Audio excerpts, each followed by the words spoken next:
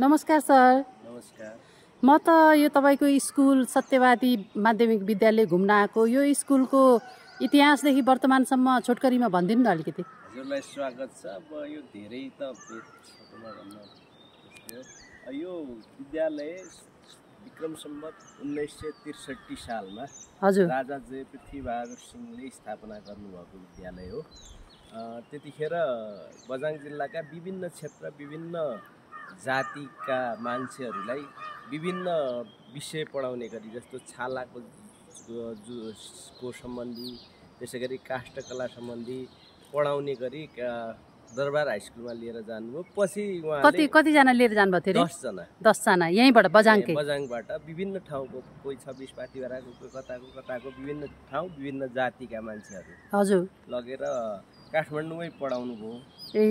त्यसपछि काठमाडौँको नक्साल दरबारमा सत्यवादी पाठशालाका नामले उतै स्थापना गर्नुभयो र 1971 विक्रम सम्वततिर यसलाई बझाङमा ल्याएर सत्यवादी पाठशालाका नामले स्थापना गर्नुभयो। पछि भारतको अस्कोटबाट रामदत्त अवस्थी भन्ने उहाँको स्ट्याच्यु पनि छ, ल्याएर यहाँ विद्यालय राम्रोसँग सञ्चालन गर्नुभयो। यो विद्यालय पहिला यहीँ तल, अहिले पछि यो क्याम्पस रहेको भवनमै थियो अरे। यो पनि विद्यालयकै जग्गा थियो। पछि क्याम्पस खोल्नु पर्यो भनेपछि विद्यालयले नै प्रदान गरेको जग्गा हो क्याम्पसलाई। हो, त्यो चाहिँ थाहा पाएँ मैले। त्यसपछि यता माथि सर्दै गयो। पहिला चाहिँ प्रावि र मावि छुट्टै अस्तित्वमा थियो। सत्यवादी प्राथमिक पाठशाला भनेर कुटी प्राथमिक पाठशाला एउटापट्टि थियो।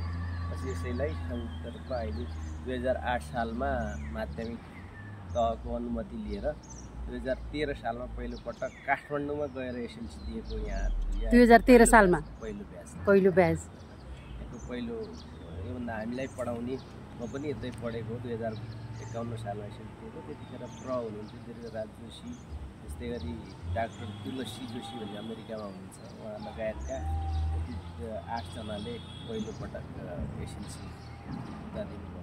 अनि कति सालबाट चाहिँ यहाँको एसएलसी यहीँ दिन पाउने भयो त? यो 27 साल विक्रम 27 सालबाट बल्ल यहाँ चाहिँ पछि 3-4 ब्याच पछि डोटीमा एसएलसी भयो अरे।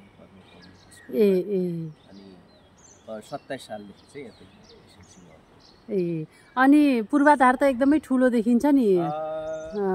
खास विशेष कसैको योगदान ठुलै छ। यो धेरै भएको छैन। 5-6 वर्ष भयो यो नयाँ अलिकति कङ्क्रिट भवनहरू बनेको। पहिला हजुर एफ आकारको भवनहरू थियो। अनि अहिले यो हाम्रो विद्यालय नमुना विद्यालयमा परिसकेको। यो जिल्लाकै कि राष्ट्रकै? जिल्लाको दुईटा। पहिला एक निर्वाचन क्षेत्रमा एउटा नमुना विद्यालय बनाउने सरकारको नीति अनुरूप बझाङ जिल्लामा यहाँ र बाटैमा पर्छ सुनकुडामा दुईटा परेको थियो। त्यसमध्ये यो दुईटा तपाईँहरूले देखिराख्नु भएको भवन त्यही नमुना अनुदानकोबाट आएको हो। त्यसपछि अहिले अब तत्कालै टेन्डर भइसकेको छ।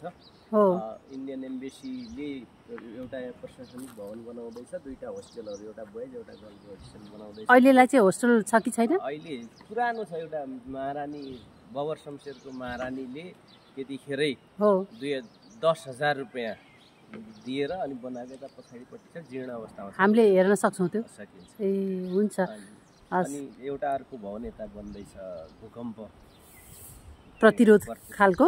भूकम्प गत वर्ष भूकम्प आएको थियो, असर पर्यो हाम्रो स्कुललाई पनि थोरै असर पर्यो। यो त उता देखिराख्नु भएको छ, भत्कै छ। अनि यो पनि छिया भइसकेको छ, पनि भत्काउनु पर्ने अवस्था छ। यताको लगभग भत्केर नै अहिले यता थियो भवन, भत्केर नयाँ बनेको छ। त्यसबाट 9 कोठे भवन छ। एउटा जापानिज एम्बेसीको पनि लगभग हुने सम्भावना